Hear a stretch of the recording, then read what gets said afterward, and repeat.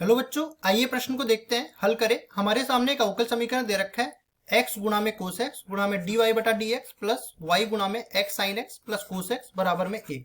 इस अवकल समीकरण का हमें हल ज्ञात करना है। प्रश्न को सरल करने से पहले इसकी मुख्य अवधारणा के बारे में चर्चा कर लेते हैं। मुख्य अवधारणा तो देखो, कोई भी अवकल समीकरण हो उसको हल करना हो तो उसके तीन तरीके होते हैं। पहला, चर पृथक्करण विधि।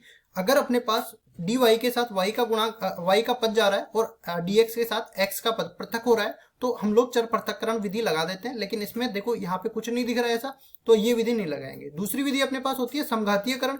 तो समघातीयकरण विधि ये होती है कि अंश और हर में अपने पास एक्स और वाई के गुणांक मिलाकर सबकी घातें आपस में बराबर होती है। या फिर इसको इस तरह से भी बोल सकते हैं, कोई फलन दे रखा है एफ एक्स वाई, उसमें एक्स और वाई की जगह हम टी एक्स और टी वाई से प्रतिस्थापन कर दे तो टी का पद अलग चला जाएगा और एफ एक्स वाई के रूप में अपने को फलन मिल जाएगा। ठीक है, मतलब टी का पद उधर नहीं रहेगा। तो पहले हम लोग चेक करते हैं कि वो समघातीय फलन है कि नहीं, तो ऐसा यहाँ पे कुछ नहीं दिख रहा है। तीसरी विधि अपने पास होती है प्रथम कोटि का रेखिक अवकलज समीकरण विधि, जो कि यहाँ पे लग जाएगी। देखो बता देता हूं कैसे। प्रथम कोटि की रेखिक अवकल समीकरण और ये लिखते हैं हम लोग। देखो, दो तरह की अपने पास ये अवकल समीकरण होती है। पहला अपना डी वाई बटा डी एक्स और यहाँ पे बन जाता है पी वाई बराबर में क्यू, जहां पे पी और क्यू दोनों ही अपने पास एक्स के पद होते हैं। एक्स के पद, या इसको फलन भी बोल सकते हैं, एक्स के फलन होते हैं। और दूसरा, अगर अपने पास डी एक्स बटा डी वाई आ जाए तो यहाँ पे समान रहेगा, d x plus d x बटा d y plus p x बराबर में क्यू। यहाँ वाई की जगह तो क्यू एक्स आ जाएगा और जो p और q जहां यहाँ पे x के पद बन रहे हैं वहां पे अपने पास y के पद बन जाएंगे। अब इसको सरल कैसे करते हैं? पहले पद में हम लोग इसका समाकलन गुणांक निकालते हैं, IF जिसको बोलते हैं समाकलन गुणांक। और समाकलन गुणांक निकालते कैसे हैं? अगर मैं e की घात में p का x के सापेक्ष समाकलन ले लूं तो ये अपने पास IF के बराबर आ जाएगा। और देखो, जैसे ही मेरे पास IF आया, अवकल समीकरण का हल निकालेंगे तो IF को y से गुणा करेंगे और दूसरी तरफ q को IF से गुणा करेंगे और इस पूरे का x के सापेक्ष समाकलन निकाल देंगे तो अवकल समीकरण का हल प्राप्त हो जाएगा। अब चलते हैं हम सवाल में। तो सवाल में देखो, x कोस x dy बटा dx है, लेकिन इस रेखिक अवकल समीकरण के अनुसार तो dy बटा dx का गुणांक इकाई होना चाहिए। तो x कोस x को सारे समीकरण में हम लोग भाग दे देते हैं, तो इधर तो अपने पास dy बटा dx बच जाएगा, प्लस इधर देखो y रहेगा और भाग लगेगा x कोस x का। तो देखो इस तरह से लिखते हैं x sine x plus cos x। इस पूरे पद में x कोस x का भाग लगेगा और दूसरी तरफ भी बराबर में 1 बटा में x कोस x का भाग लगेगा। तो ये बन जाएगा dy बटा dx प्लस y गुणा में, ये बन जाएगा x से x कटा, ये बना tan x, और यहां से कोस x कटा, ये बना 1 बटा x। और दूसरी तरफ ये बन जाएगा कोस x ऊपर जाएगा तो सेक x बन जाएगा और नीचे रह जाएगा x। तो यहां से कह सकते हैं कि ये वाला p है, ये वाला q है। अब हम लोग निकालते हैं इसका समाकलन गुणा।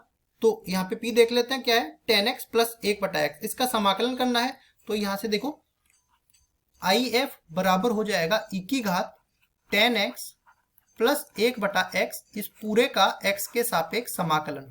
तो हम लोग जानते हैं इसका सीधा अपने पास सूत्र होता है, e की घात tan x का हो जाएगा सेक स्क्वायर x और 1 बटा x का हो जाएगा, सॉरी सेक स्क्वायर x तो इसका अवकलन होता है, इसका समाकलन अपने पास इस तरह से होता है, tan x का समाकलन हो जाता है log sec x के बराबर। तो लिखेंगे इसको ln sec x प्लस इसका हो जाएगा ln x और ये आ जाएगा इसकी घात के अंदर। अब देखो, log के गुणधर्म से हम लोग जानते हैं, पहला गुणधर्म यहाँ पे लिखेंगे, जब भी हम log a plus log b लिखते हैं इस तरह से तो ये दोनों आपस में गुणा हो जाते हैं log के अंदर, log ab। दूसरा गुणधर्म यहाँ पे लिखते हैं a की घात अपने पास log जिसका आधार a हो और यहाँ पे x आ जाए, दोनों आधार आपस में समान हो तो ये x के बराबर हो जाता है। तो यहाँ से देखो IF किसके बराबर आ जाएगा, ये दोनों आपस में गुणा हो जाएंगे सेक x और x, और यहाँ से बनेगा e की घात ln x गुणा में सेक x, ये बन गया।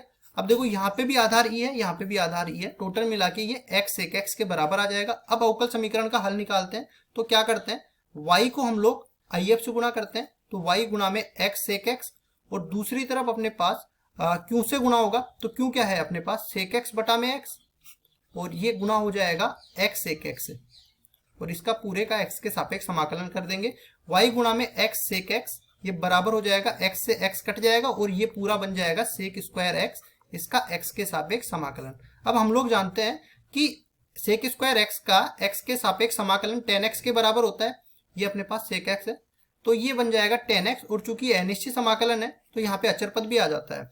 अब देखो यहाँ से अपने पास पूरा किसके बराबर आ गया, इसको पूरे को अगर मैं y के रूप में बदलना चाहूं तो x सेक x का पूरे में भाग दे देंगे, तो tan x में सेक x का भाग देंगे तो sin x बटा cos x बटा में 1 बटा cos x, इस तरह से बनता है sin x बटा में cos x बटा में 1 बटा cos x। तो cos x से cos x कट जाता है, केवल sin x रह जाता है इधर, तो ये इधर तो sin x रह जाएगा और x और रह जाएगा क्योंकि x सेक x का भाग दिया, और इधर भी देखो प्लस c, नीचे x रह जाएगा और सेक x ऊपर जाएगा तो cos x बन जाएगा। ये अपने पास आ गया अवकल समीकरण का हल, और केवल अवकल समीकरण का हल हमें निकालना था, तो यही हमारा उत्तर हो जाएगा। आशा करता हूँ ये सवाल आपको समझ में आया होगा। धन्यवाद।